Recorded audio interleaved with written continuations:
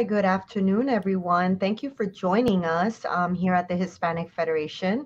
My name is Maria Lugo. I am the Senior Director for Health Initiatives, and we are excited to talk about suicide prevention awareness.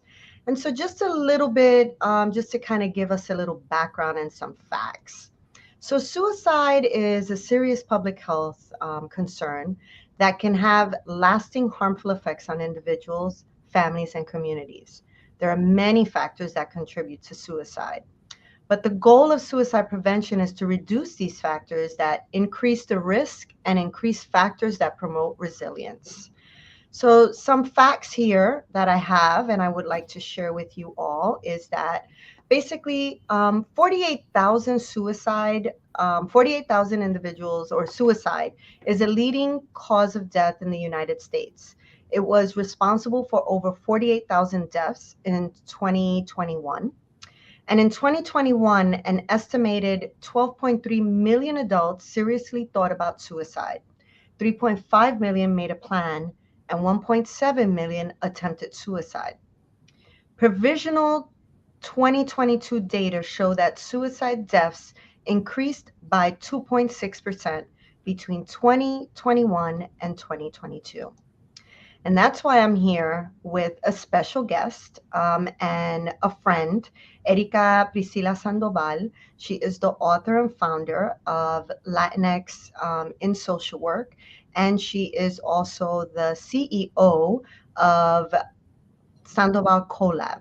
So, Erika, welcome again to Hispanics Federation Facebook Live. Thank you so much for being here with us. Thank you so much, Maria, for having me, and also to Hispanic Federation for just being at the forefront of this really important conversation. It's really an honor to serve together. It really is. It's always great for us to come together in this form. Erica, so why is it important hearing the facts and hearing the information that I just shared? Why is it important to have this discussion today? Well, we know that there is a higher prevalence among women, so that is a very big fact. Research shows that women are more likely to attempt suicide than men, but although men have higher rates of completion. So we have to understand like the factors that contribute to this gender disparity because it's so crucial for effective prevention and also to support an intervention. And as you know, that women may face different risk factors for suicide, such as gender based violence, discrimination, unequal access to resources, societal pressures related to gender roles. And addressing all of these specific risk factors can really help in preventing this crisis. So that's very important for us to understand that. And there's often behind that there's a stigma surrounding mental health and suicide. I know for myself growing up, in a Latina household, you know we really didn't touch on that. We really didn't touch on, oh, está deprimida? Nah, but go do something. Get up, go outside, go take a walk. Vete limpia tu cuarto. So even things like that. So how do we address the stigma surrounding this? Will like make me laugh inside because it's true. It's like when I was younger and I could never be like, oh, I'm so depressed to my mom. I wouldn't be able to say that because she's like, what do you mean you're depressed? I came to this country. We came to this country. We are surviving. We are thriving. We are making it happen. We don't have time to be depressed. We have to, I came from Ecuador. My mom and my grandmother came from Ecuador. We all migrated in together. My mother worked so hard, full-time jobs, many different jobs in factories as a housekeeper. My mother was an aide, a babysitter, so many different jobs that we didn't have time. They didn't have time to be depressed. So for me as a young teenager to say I'm depressed, they were like, what are you talking about? We don't have time for this. Get up, vámonos, sigue adelante, tú sí puedes, guerrera. What are you depressed about? You have food on the table, you have family here, ¿de qué estás deprimida? So let's normalize that. And then also, we don't talk about mental health. It's only now that we're starting to talk about mental health because the stigma is so real. Women often face greater social barriers and stigma in seeking help for mental health issues. And when you're young, you can't really say, you know what, I'm not feeling good. I'm depressed. I'm anxious. You don't even have those words to really describe Hmm. what's happening. That's correct. And because you haven't heard it from your parents or it's not normalized at home, there's this stigma that we don't talk about this. And if there is something happening, it's a secret. Let's keep it a Hmm. secret because then people are going to say, está loca, Está loca. necesita pastillas. Mira, está hablando con alguien. They're talking to someone. Having like even a therapist is like, mira, está viendo un doctor. Está bien mal. Like we all need someone to talk to. And it just as if we were seeking support for diabetes or someone that has been diagnosed with another critical or chronic illness. You're going to seek a support by a doctor. You're going to go, the whole family will come around you, be like, tenemos que llamar a un doctor. Let me give you a referral. Go to this doctor. No, mi doctor es mejor. My doctor is better.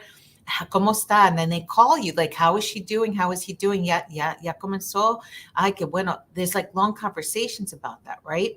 But it should be normalized to have the same conversations about mental health because if you need support, it's the same exact thing, just as if you're taking care of your physical body parts, yourself physically. We have to normalize seeking mental health support as well. So that stigma is so real based to culture and things that haven't been done before. So we're No, normalizing it now.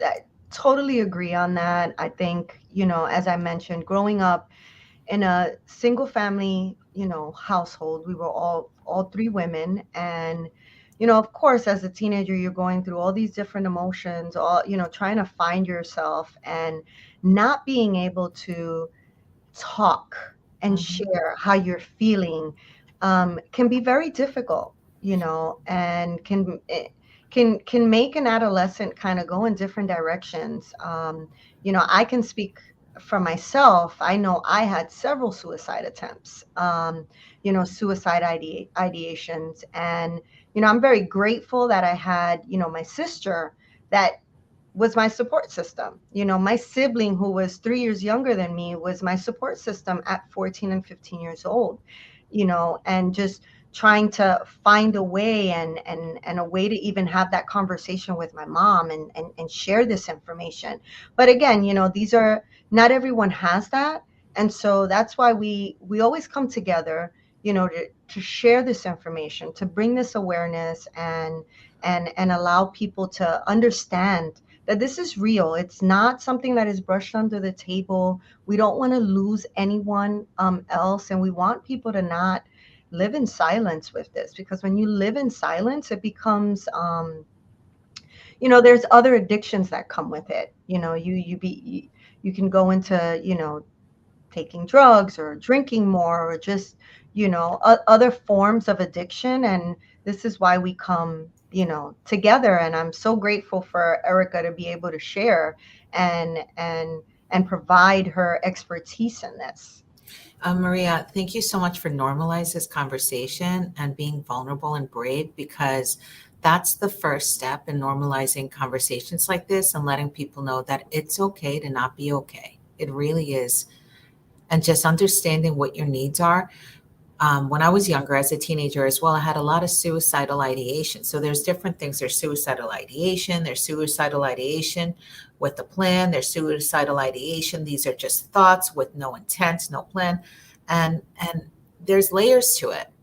But I had a lot of suicidal thoughts, but it wasn't because I wanted to die. And this is what happens with people. It's not because they want to die. It's because they are suffering so much in their life and they don't want to suffer anymore. And it seems like there's no hope.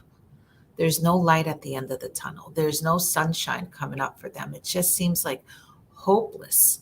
And so just knowing that is key and important factor. And as I was younger, just like you shared, having just one person to talk to or a community or a professional or family member, it can really help you unpack all of these unprocessed feelings that we're living with.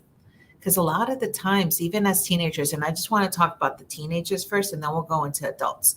Yeah. teenagers, we're going through so many changes, our hormones, and especially if we're a young Latina with parents that are not from this country or do not speak the language and they're struggling financially as well. There's so many risk factors. There's so many environmental stressors that are happening around the family system. And if you're like the first one to go to school, to learn English, you then also become more responsible for your parents, and you're listening to the issues that they're having and you're making them your own. And then on top of that, you have to try to fit into this culture that wasn't yours. You're coming in and you're going into a high school, maybe you don't speak English perfectly, maybe you're the only one in your family that speaks English, maybe you're not proud of the situation that you're in within the family system, you don't have the money to dress and look away and speak a way that others do, and we start feeling like we have to assimilate to this culture, we feel like we have to belong. And then social media, like think about now social media. Before we used to just compare ourselves in the classroom, right, or in school, like just to people that are around us. Now we have social media. Now you can literally look on social media and you can start comparing yourself to millions of people. And comparing yourself is so harmful because that's when your self-esteem is lowered. That is when you start doubting yourself. That's when you start negative self-talking about yourself. The body shaming comes in. All of these things come up. And then on top of that, if you have unprocessed trauma, and unprocessed trauma is anything that may have happened to you that you haven't been able to process with a professional, compounded with all of these things, it could feel really heavy. And it can feel like you don't want to be here anymore. It's too hard. And so just knowing these are things that may be happening to your teenager and being able to validate their experience is so important. Because just because it, just because you as a just because you as a parent may be able to move through life and be super resilient doesn't mean your teenager knows how to do that just yet. But it's wonderful mirroring that you're doing. It's like being resilient. But what would be even better is if you also mirror being vulnerable and seeking support and going to get that support. Yeah, I totally agree with everything that you just shared. You know, m- being a parent is not easy, and we don't get a manual that comes with it. And so every child is very different, and every individual is different. But I did want to ask you something, as a parent, as a spouse, as a amiga, family member, what are some of the warning signs? What should we see, or indications of someone who is at risk of suicide, or maybe even have other signs of other mental health conditions? I love that you said that. Other signs, like the symptoms and the signs, we have to really recognize before they become at risk to having suicidal thoughts. If you notice, like one yourself, like as a parent, sometimes we're so busy with having to take care of so many things within the family system, within the home, financial responsibility, that we tend to think that everyone's okay if they're home and they're in the bedroom. Because a lot of the times some teens, they're in the bedroom and they think because they're not out of the house, there's no issues that are happening, right? There's nothing that's happening that they should be worried about. But if they're over isolated, if they're not spending time with friends, if they're really not talking, when they're spending time with you, if their appearance changes, if they feel that they're no longer caring for themselves, because a lot of symptoms and signs is like you just lose interest in the things that you normally would like to do. If they stop just caring for themselves, physically, mentally, emotionally, if their grades drop, if they are no longer spending time with family members, if they stop doing the things that they love, like if they loved playing volleyball and they no longer want to be on the volleyball team and they were like top volleyball player, like what's going on? Or if playing soccer, what's happening? If they just lose interest in everything that used to be so much fun. Those are some symptoms that you really want to kind of keep an eye on. Also, sometimes you just stop eating. and you lose a lot of weight really quickly, or you gain a lot of weight very quickly, because a lot of the times we're trying to fill voids or just really be in control of something, and food plays such a big factor. Or sleeping a lot. Sometimes you sleep so much that you just don't want to get out of bed.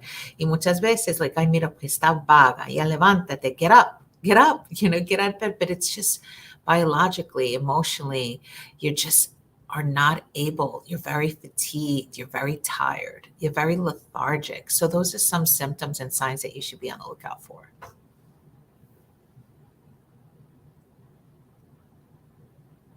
And I think that you're muted. I am. I apologize. It's okay. I can read your lips though.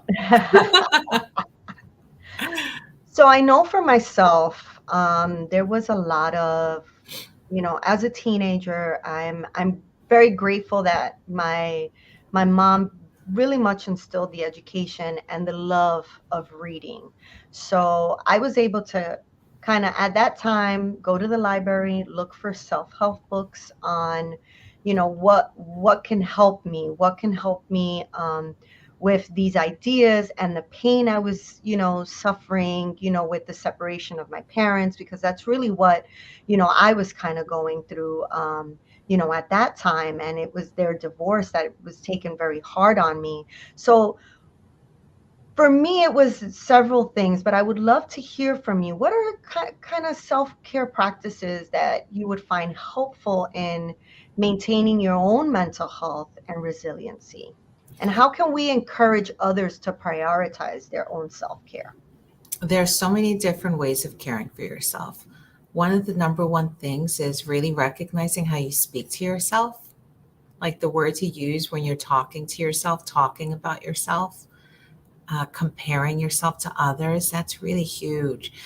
Two things that we work with our clients is just negative self-talk, and the comparison, that, and also the shaming.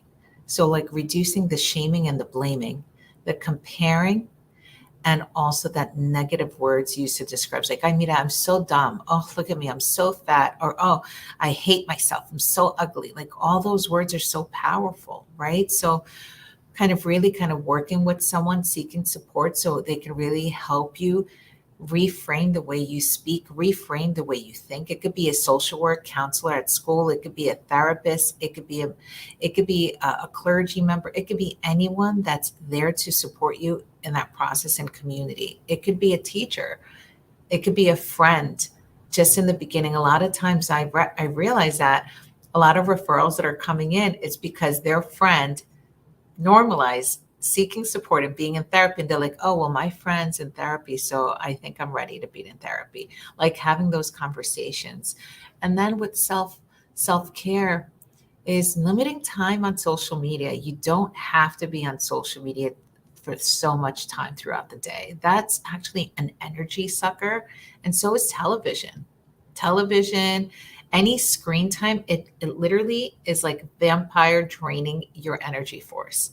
It really is. So trying to go out into nature, trying to go out for a walk, listening to music, some music that really makes you feel calm and soothing, incorporating some breath work techniques. And there's TikTok right now. TikTok is the encyclopedia and the library for everyone, right? It's like, okay, every research that needs to be done is like, let me go on TikTok. So if you're going to be on social media, look for things that are going to help you.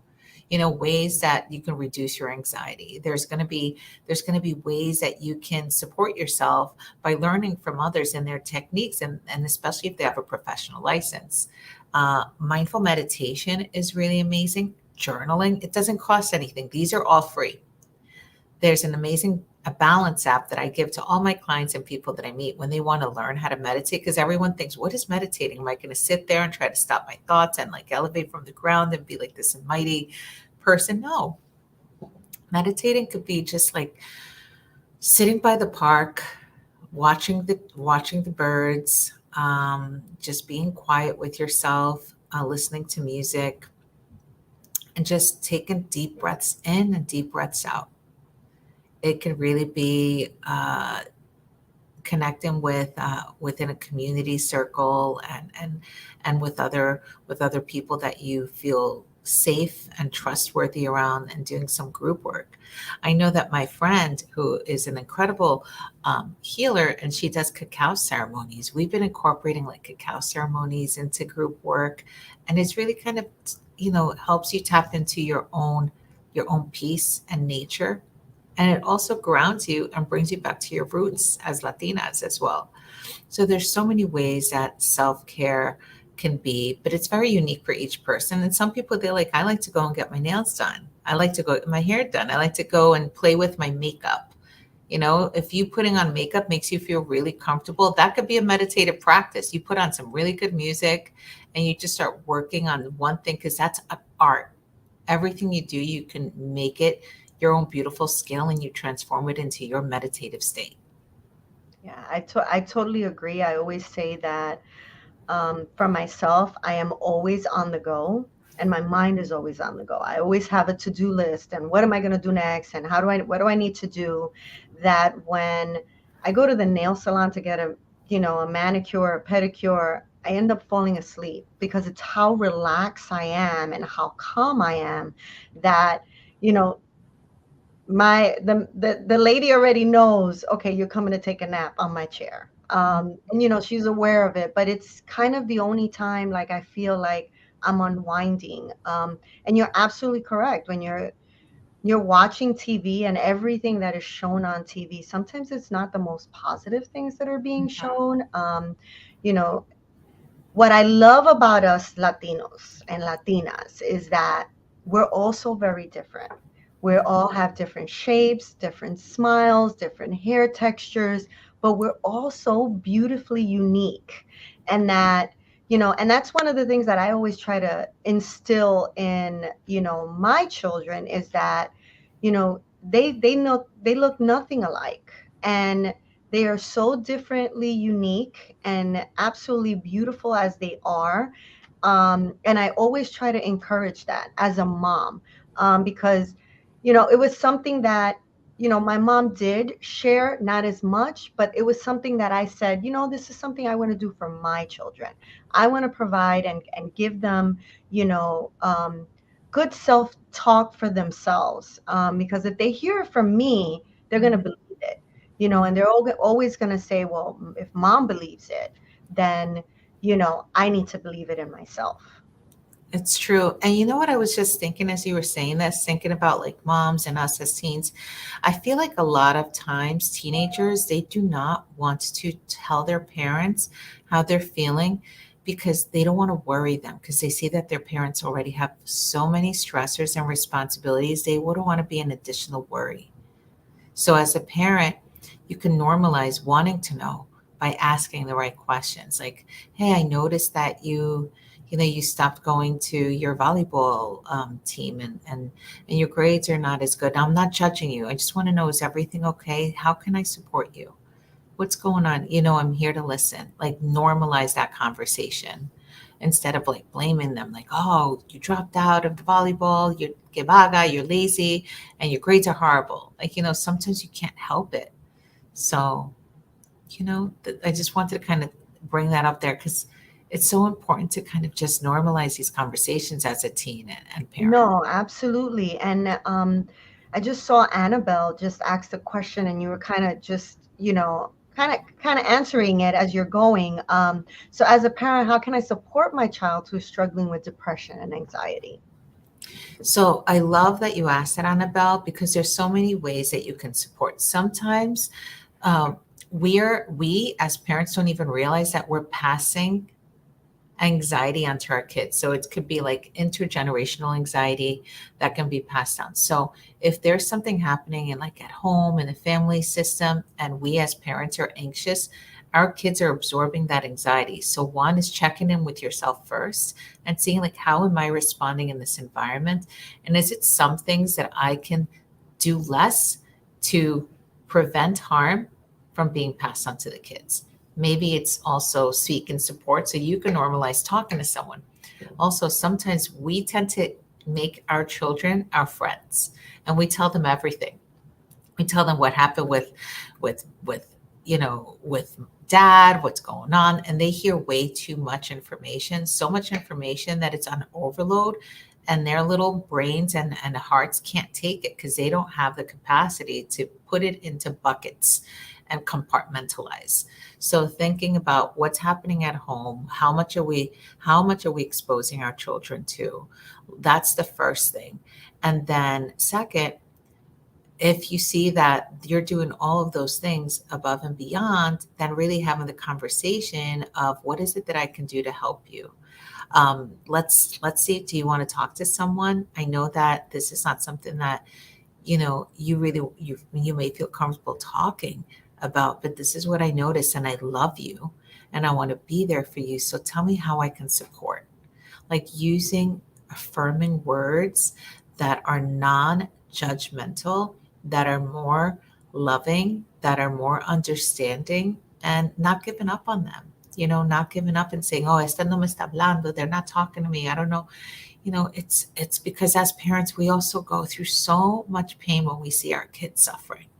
And if we feel like we can't do anything because they're just not moving and not talking to us, offering support for them to talk to someone else and making it normal is like the best thing you can do. Because sometimes they're more likely to talk to a perfect stranger than to tell us what's really happening.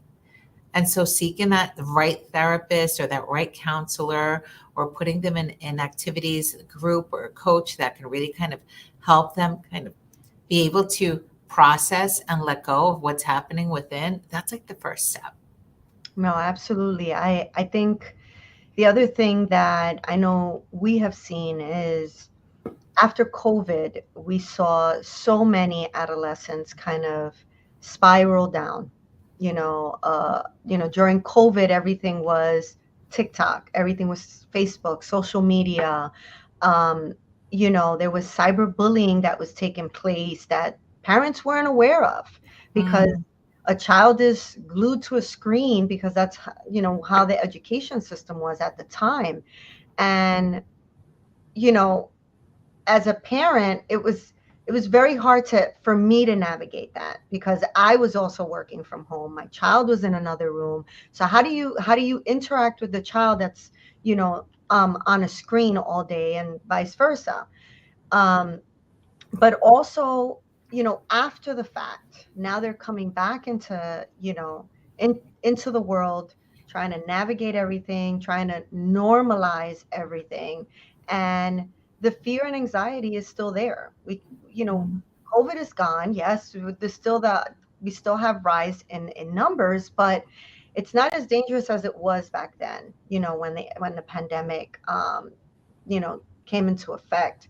But there's still that fear and that anxiety. And so how do we, as adults, I know we talk. I know what we could do. We as parents can take our phone and put it in the other room, stop looking at our phone, stop bringing work home.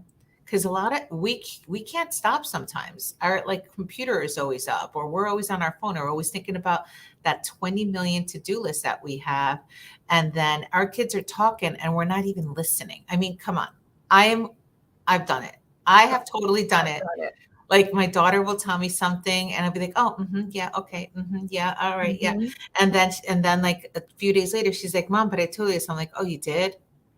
Like, just let's try to pause and stop and listen and really be present. That is the number one thing we can do, is being present, being mindful, being sitting and really listening, and even listen with all your senses, because sometimes they may be doing something that tells you more than what they're saying, right? So you know how like before there was like the phones that they had to call the house so you knew who they Yeah. were talking to. So my mom always knew who was calling me, right? Because she would have to pick up the phone and give it to you, right? Like that's the old school days. Now that each person has their own cell phone. Yeah. So depending on the age that your child is in, really kind of have some boundaries and restrict some time in a way that is healthy. Like appropriate boundaries for the age groups is also key.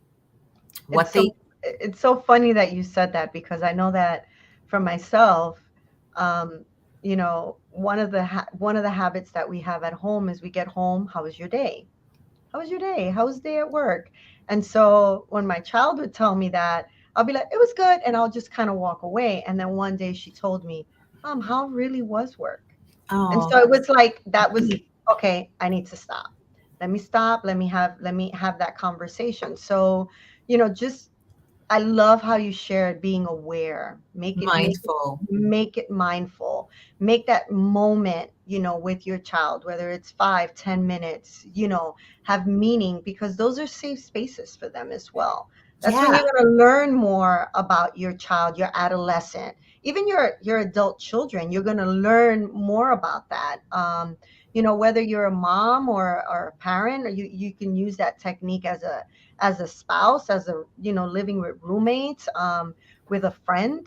These are things that we definitely, should use. I know that I remember at one time, someone asked me, how you doing? And I was like, I'm okay. And then I was like, am I really okay? And it's like, these are things like being able to kind of, have that time and share and have those conversations, because most of the time our conversations are via text. You And know, so you lose the personality and you lose that discussion, via text rather than in person, where, that person can reach out and hug you. Us Latinos, we love to hug. We love the embrace. We love the affection and the compassion and the kindness that we share with each other.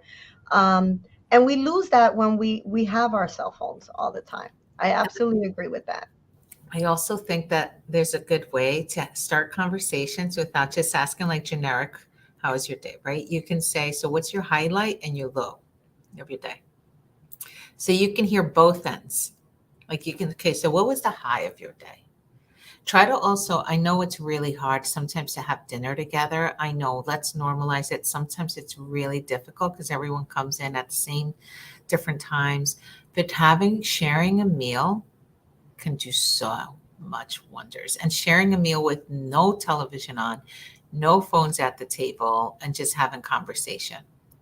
Limiting the time that we spend with screens is so key to opening dialogue. And let me tell you, it's not going to be easy because they're maybe used to being on their screen all the time.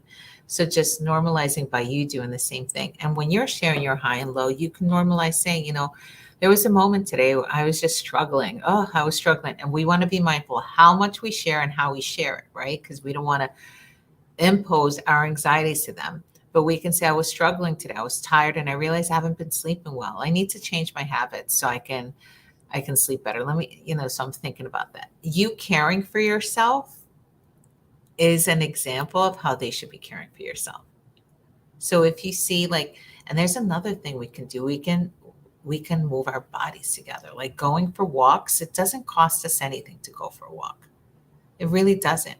You can go outside, and especially when the weather's still nice, you go and take a walk. Really just enjoy, nature, really enjoy time together and outside of the house, outside of the couch. Because once you sit on the couch, what happens? You turn on the TV, you stop talking, and half the time they're not even watching the TV. They're on their phone while the TV is on. Let's just be real about it. And no one's Right. talking to each other or Exactly. enjoying a moment. It's like you're like listening and you're not really there. We become human doings instead of human beings. and I and like that. yeah, and what we do a lot is we forget how to be, how to exist, how to just be present with ourselves, like really kind of like check in with our body, what's coming up for us, and all of these things. And I love when I see mom and daughters come into the group work when we're hosting healing circles, and you see mom and daughters, like young adults, young Latinas, and their mothers are coming in together. I'm like, oh my goodness, it's so beautiful, because healing together is lifelong. It's not just for the moment. Healing is a lifelong journey, because there's always going to be things that are going to impact us. There might be times when your anxiety is much higher than others, because let's say if you're applying for colleges, if you're transitioning to high school, or if there's a lot of transitions happening within that family space, the anxiety is going to be higher, right? So that's when you're going to have to do things that are more calming. That's when you have to work more on the common strategies. That's when you have to work more on putting all those like self-care factors in. And self-care is not just for yourself, it's for the whole, like the whole system. It's the whole ecosystem. Yeah, totally agree with everything that you're sharing. I did want to ask, what resources or is there anything that's being done for this month that the community can attend or participate in? Anything that you would like to share? Yes, thank you so much to Hispanic Federation. We've been able to pull a workshop together, and we have three amazing Latina therapists that are joining on September 26th. And we have Monica Guzman, who is going to be speaking about maternal mental health. We have Tiffany Noel, who is an incredible Latina therapist with Sandoval Collab as well. And she really works with teens, adolescents, and really supports the family system. And Jessica Ramirez, who's another incredible therapist. And we're all Latina therapists that speak the same language, like speak English and speak Spanish. And we want to really be there to support our community by providing tips and strategies to support yourself while you're also supporting your teenager and your daughter or your son. So come and join us. It's free, and we really hope to see you there because in community we are so much stronger. There's a hashtag that I love to share. It's like be the one to support that person, be the one to give that apoyo. So you could be the one to support your kids, your sister, your sibling, whoever it is in your life. You could be the one by just coming to the workshop and learning some tips and strategies. And definitely, we want people to know that they're not alone. Hispanic Federation is here. Erica's team is here. We have many other social workers that are wonderful, are Latinos. As I mentioned at the beginning, Latinx and social work. These are a group of Latinos and Latinas that our social workers are from our community, understand our culture. So it's very different when you go to see, when you see a therapist, we do encourage you to see a social worker, a therapist, a counselor. But when it's someone that speaks your language, that understands your culture, um, the relationship is so much more compassionate. There's this trust that it's built. So I just really want to take that opportunity and share that information, and very thankful for this group that is available. It is available to the community. Thank you so much for highlighting the Latinx, Latinx Social Work Collective because we are about 44 people that have gathered our personal narratives of trauma and resilience to normalize the conversation and also to inspire others to really seek support with individuals that are culturally humble and also inspire them to consider going into social work, especially if they are Latinos, Latinas, Latinx, Latina, and they speak more than one language because our skills are so needed in the community. There's so many of us that are in need and that are waiting for therapy because we don't have enough therapists that speak the language. And not all of them are therapists. Some are running organizations like RAIN, some are running organizations, Latino Social Work Coalition, NIMIC, all these incredible organizations that are supporting the community with their community needs and are big advocates. But together we're so much stronger because we have so many resources. And it's really important. And our stories are in English and Spanish. So feel free to check us out. And we did also want to share that, if you or someone needs support or is experiencing a mental health crisis, please text or call 988. It's a lifeline. It's a opportunity to speak to a trained counselor and a mental health professional, and it's offered confidentially to support 24/7 in English and in Spanish. It's fairly quick. I tested it out myself.